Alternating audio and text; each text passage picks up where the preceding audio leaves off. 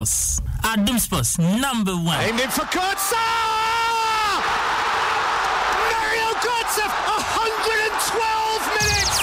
They find a way from president to pauper, from chancellor to the cheap seats. What a fabulous touch and take from Mario Kotsa!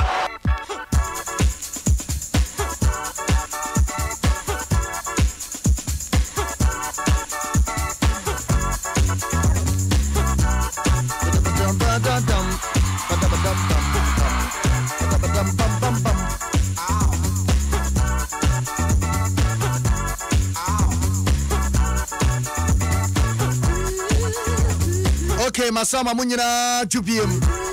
Adom 106.3 Kasafidie so Ena ene enyume waso eguso awutie no Samrin semno abo pe ewa esum hasen champana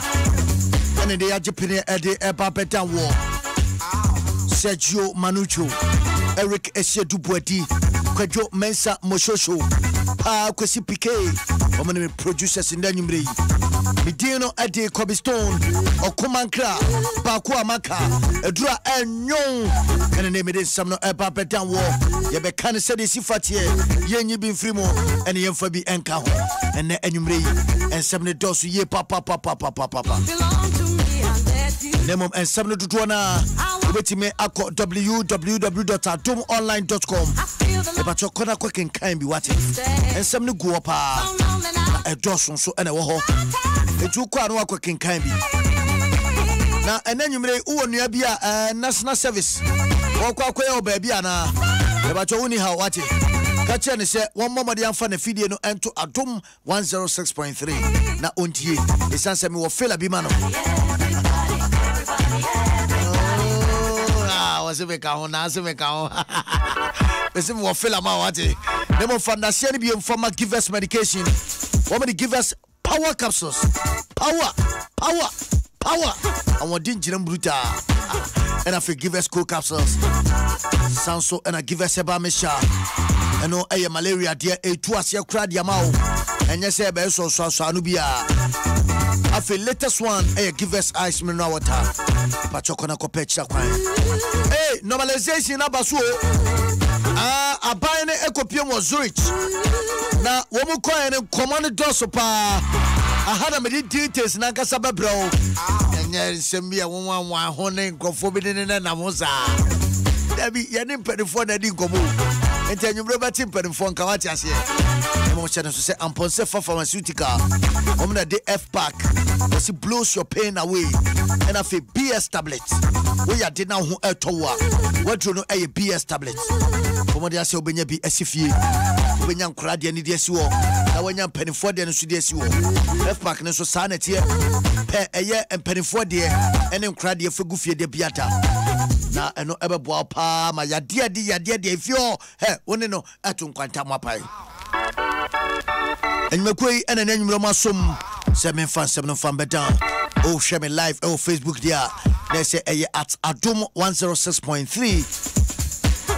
FM no eka ho oh Facebook ena samre oh share jumedie no na ene de me awromo na me kan ya o se national service me so me kan ho we ba to mate den na what ase enti me de ho samba bro akiri na wa ho se de no ma esifatie Mama me fa unshashe na yenwure mo nsam no edoso pa nti no mayemmo ne petim wadre From long tennis to javelin, swimming, edical wrestling. The way Tiger Woods is swinging, Sergio Ramos is tackling. The way Messi is dribbling, Cristiano Ronaldo is scoring. The way Olilaji Olympics, Aboswa, also is diving. Adom Sports, Mudi Niti, we doing the listening. Okay, me da say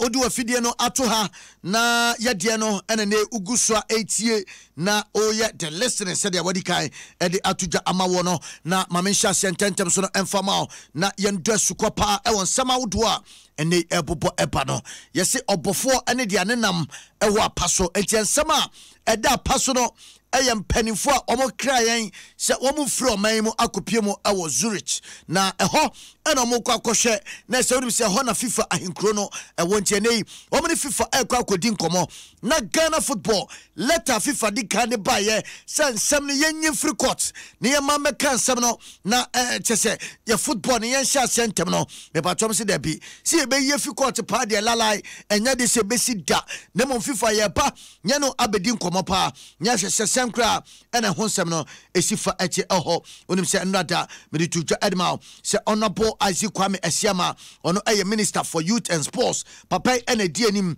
ɛma wɔn ɛkɔpiem ɛhɔ ɛna afɛ Deputy Chief Staff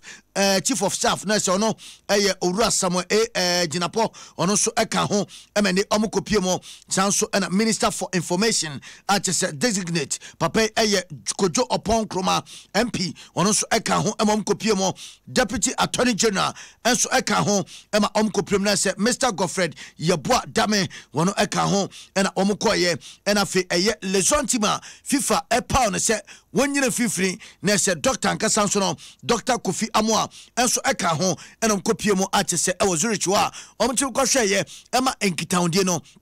etime ekonkan na nyumre dia na epa ene se FIFA mpanifo agye atum se mpa se sana tie dia mo Ghana fo no eye apan no monikaf enkambom ache se yen FIFA so ye ka ho na yen hyehye no makama na enwie payopa enso emfamaye na Kojo Opon Kroma Honorable papa ene kasa ene edema eye apan na se Minister of Information na se ohede a ensema do ekoso no opani no ede emunkyeremu pa ene ono so no ede atudwa ede ama yenche sede a enkomotwetwe no ene sede nchemu no esifa achie.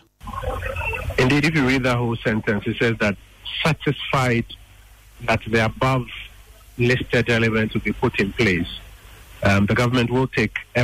steps to discontinue the application to liquidate the Ghana Football Association. And let me give you a background.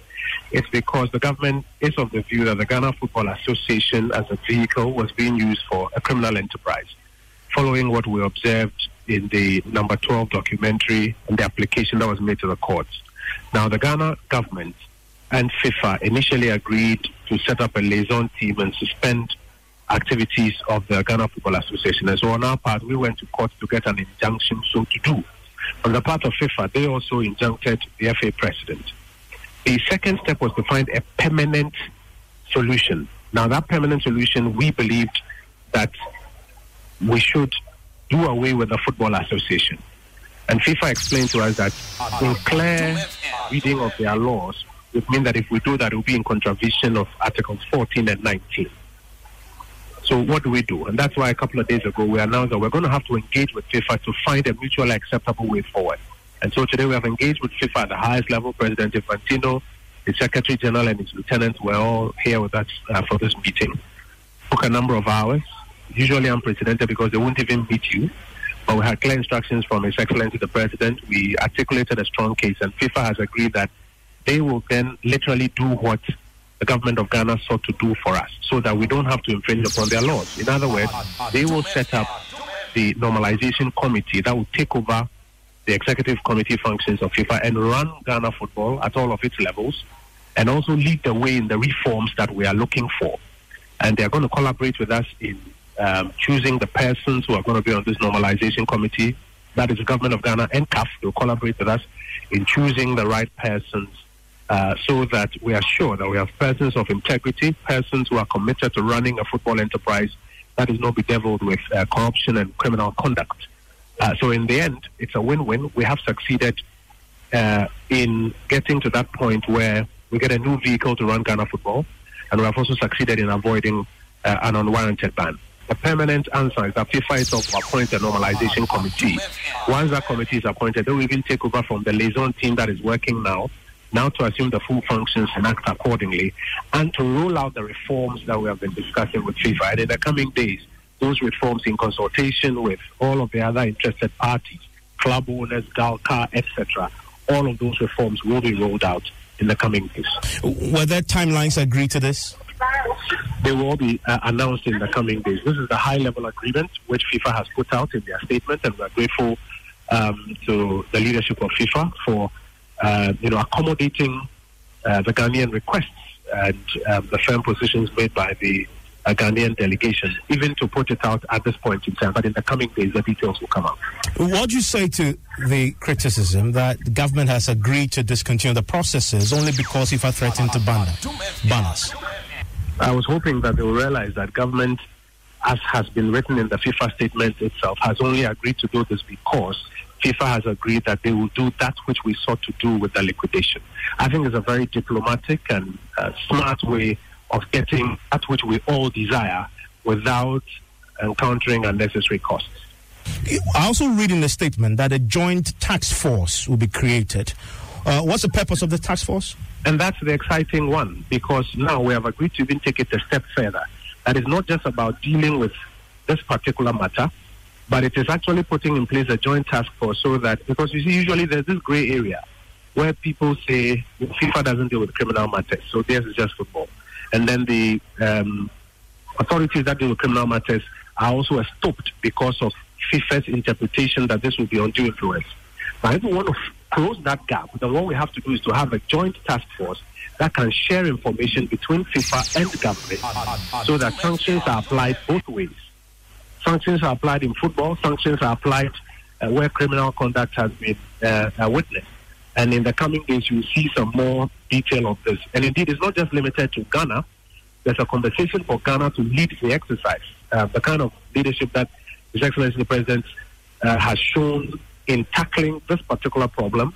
engender some confidence, not just in Ghana, but across Africa, that this can be escalated onto the African level. And that's why you see FIFA make those comments in the statement that they put up. We and Sama Minister of Information, Nese designate Papai, Honorable Kwajo Opon Nkrumah, and I'll say what they Sanchi Mono if you also epa na ne tintin nya say FIFA unim se ensrahwa aban ekwa ye be sem prensa so ni nyina no enya de se football ni bia kan wo football people na eduru baby no mo say o wo mo kokra na FIFA en organize aban no ene no mo bia nka ho enso bibia atime akodin amande FIFA agye atum se wo mo aban no ene CAF no enkambom no mo hye na executive committee ne krampo no ene yempe empanifo a sabi wo mo nim de competent people no mo ntimi yemfa replace executive committee for na ekane na wo mo ehwe football no so sabi a ye football actions ni nyina ebetimi assign atoa so na asemba ko a na chese emu edu ye pa na mepese Kwajo Opon Nkrumah sa ekire mu biem eye wo mu a video no capture wom ewo anas video no no nlata no no empanifo de abetu jase esi etimi hwe na chese atuchia bia say ye wode ma no ye mfamom na kwame ene ye ba befa so e dia ye Kwajo Opon Nkrumah esande mu chiemo atudwa. The criminal aspects of that, those who are found to have been culpable in criminal conduct, will be put before the court. I know that as late as a couple of days ago, some of them were still before the CID, responding to further interrogations, providing further and better particulars, bank accounts, bank transactions, details, etc. So that process is going on with the Ghana Police Service. The government remains committed that anybody who has committed a criminal act in that process ought to be dealt with according to the criminal offences and other related acts. Enti Adom 106.3 kana channel so say sports page 2 and enumere waso eguso a wotimenka onso a wo hwe me live on Facebook no eno no na say yeguso akuanim na ensemwe pa ye no na yene eye opanipa ekane na okọ Ghana Football Association wodi mu ntintima pa Mr. Randy Ape eno say oh asemwe die in fact abaye pa na achekura na kese mpanifo etime ehwema sa normalization no kura no etime ekonkan enti sesei ena FIFA agye atum dia na say asempa papa ena Ghana for yatie no. Well, it's refreshing news, it's a welcome development. It should have happened earlier, but we're excited that it's happened now. I mean, based on the impasse and the stalemate, I mean, for the development of football, this is obviously the way to go. I guess that at this point, it might not be too helpful in apportioning blame and looking at who did wrong and who didn't do right and all that. But I think that this only demonstrates that we could have gotten to this level much earlier. But I guess that maybe some people took things for granted and had a different impression about what was going on. I guess it is the FIFA letter that has jolted us into doing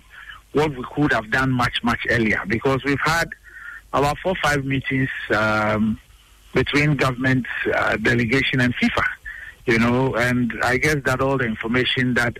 was available at today's meeting had always been available. But we had to act with alacrity based on the ultimatum that had been given. I mean, it's good. It's good that at least we've gotten to a point that we could have gotten earlier. And the most important thing is to focus on doing the things that will put this normalization committee in place and get our game back. Where sama Mr. Randy Ape, what they etu yanim and then yama also watime atibieno, and yon kwane and then Kasaya, Nessia San Evromo, ewo ora techiahin, Dudwana, Ebonim Ranese, tender, Napape, Ukomindia, Nessa, Techima, 11 wonders, no, and that way you see you at Maum, Atiswoguso etutonoma, na Yabusano, and I say, onoso na gentile. Ewo a year FIFA statement and the upper mountain and it's a champagne focus and a dear panel any. Yeah, Kobby, football is all about rules and regulations and status. FIFA status, you know, nobody can trample upon it. Switzerland and to me trample upon FIFA status. Obakaya, the Swiss government and FBI, already is a blatter office, you know. FIFA asked the blatter to step aside. And on the reforms that come 2026, 48 countries and they wake up. We all support the reforms 100%. You want to say Otiti Nyado, and I want to say Sevi Otiti Moko, and I would teach you and Teta, you chat it for Obia or the Juma, then Kobby Unim, or Fremont can Adom Conso, matter 24 hours. Between me, Batman, make us ever come from them. Then that's all becomes there. How do you manage a player? Make without recourse to any documents. So be out with the Juma. Just so be a dinner line. You support of reforms. You enter round table, you never bang. If they want to be part of it, you never reforms, no. They are quite an hey, I'll absorb the GSA. We are the 4 within the executive committee that acquire bonnet. So do you throw the baby with the bath water? And the normalization committee, there will be a grammar for no. It has come to stay. But all that I'm saying is the letter, no. Or say young men of integrity. Not party apparatus, not men of straw, men of integrity. I'm winning football, no, I'm winning football. A bit is we are coming to Fiacon, and I can vote for him. See, the rest of them find a petition. Yanya in term, Yanya reforms, no, Yanya Yanko early Congress, Yanko for early elections, no football, and fun to my penfra. See, football, and I had the winner. There's no loser, there is no victor. There's no loser. And there is no winner. And then football nankasa and then why you winner ti we sama ora techiahin wono edituja na wakasa biem se ye wo mo a cheso mechime aye adwuma no eno yame adwuma china anopa me de no so ebeba na me de ehonsem so no me de abedan live Adom 106.3 na onso hu said ensem no esifa achie na ewie ye enesi dabi ene yenkokrum na ye ne Ghana fo bi so enkodi nkomo ne yembusa se senkra ene no matesei dia FIFA dia beni onso majenchire no sen ena esifatie Escona FIFA aguni ni dia media me de pa because ni akoso ni anyantachi ye nyina no omene na na ye nti se nei FIFA esu aguna ye ni agi mi se mani agi pa na me da banso ase so de ni nan etim ho a enei omatimi agu Esco members me de pa na me se beboa Ghana football me de ka menko a de anka mi krapo FIFA crap no man nkofu free Zurich on no mo be Ghana football nti so pa nkofu free Zurich anka so no mo betena so no mo Ghana football my because e dey shake omunsa sikedi nko a no mo ye wa ase nti de ka menko a ni FIFA decision on my taking a rebel upon because house cleaning we upon near FIFA can me penisa na first now mo kaso mbe ban ni de e ka me kwan kom bandi na eno de enye yensu because GFA for no e ho sa committee for no be scanning do enti me de lagu committee na yengu no otino se GFA ni de guano so mugunu and executive no so na FIFA egu eno ano because ye jai game the mom ye hu de omo ye koka nkwa nto at the end of the day no hwe ankoso ina ye hu ye nti no se FIFA e na yesi ho a also de na yesi ho because I don't see jam mo pesa akwa ekwa asabim so that any FIFA ya adwen oh yeah good news to me the good news about because ogu current executive committee no That's what funny ones are. And we also turn was it. Now omuni old executives in any link to be we there. Yeshana corruption be any one. That's all form one and we better chance of maintaining that old executive committee. I know a Ghana phobia agent a year and they and she say if FIFA any a pine and come a chicken or more chicken ye and I'll just say yema on sono what me atibino na yeka executive committee member CDA na se opani bakua o teninka na se wakuma aye from Mr. Kwadwo Yanka na ono awo US mwanten so ena nwumre yi mi bisa ne se chairman dia pani o se he ete de wobo executive committee ni bi ni dina message dabi osio no wala won koye won football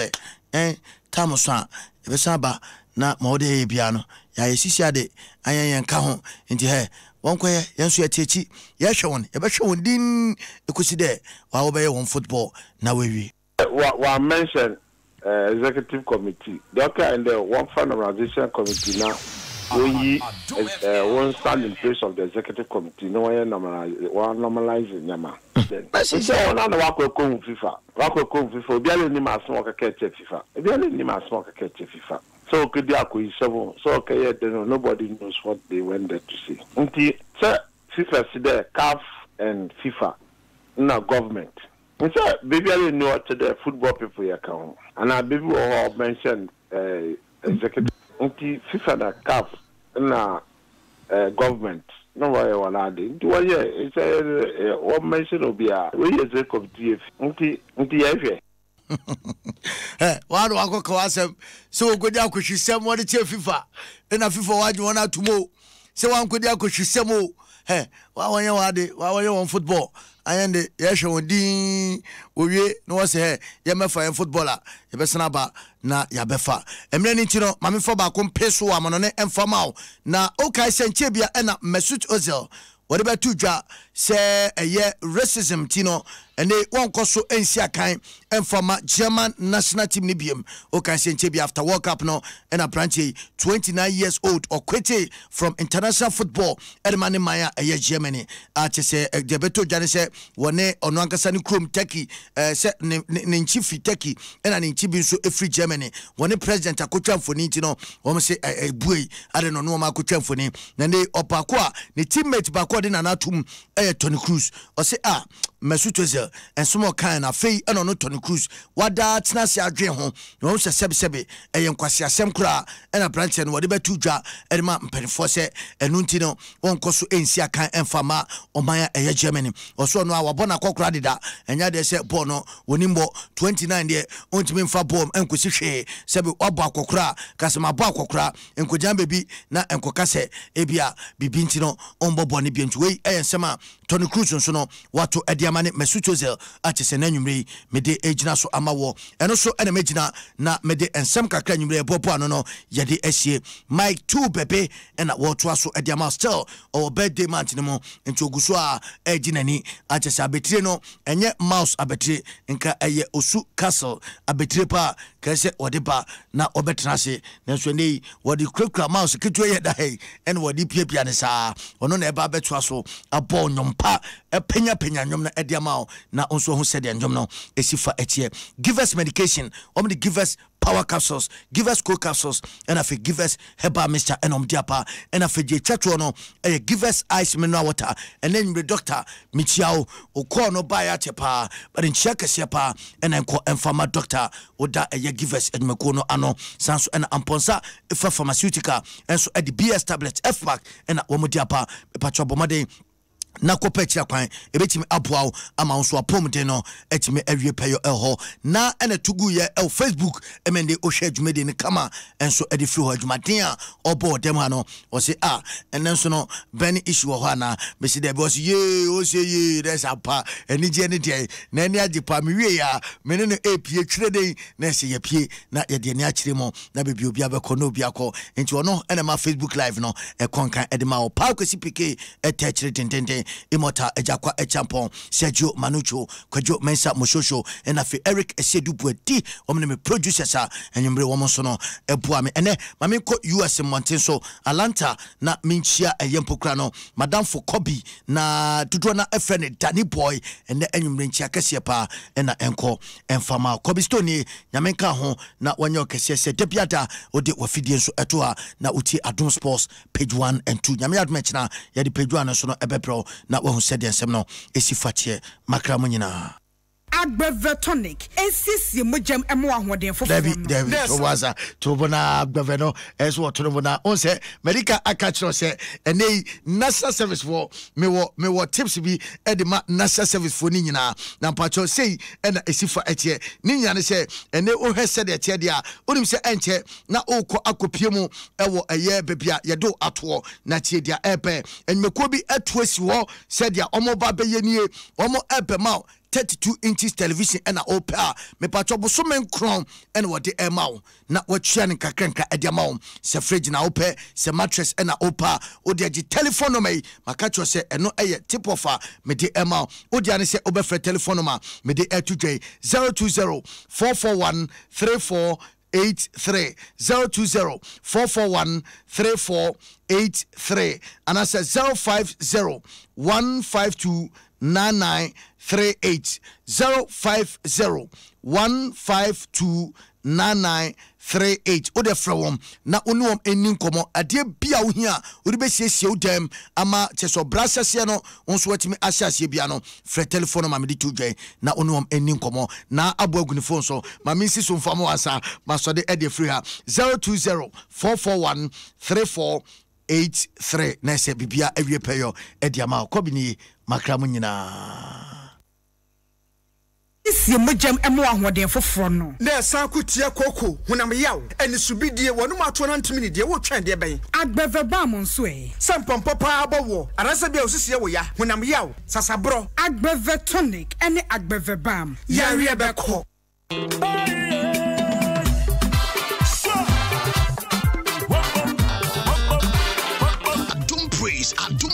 Adom Praise Multimedia Adom 106.3 FM and the Adom Praise 2018 Viasina Branabeshia Dine Entry Hamilton or Rebecca Sa and Multimedia Kwa Kweku Jesse Ben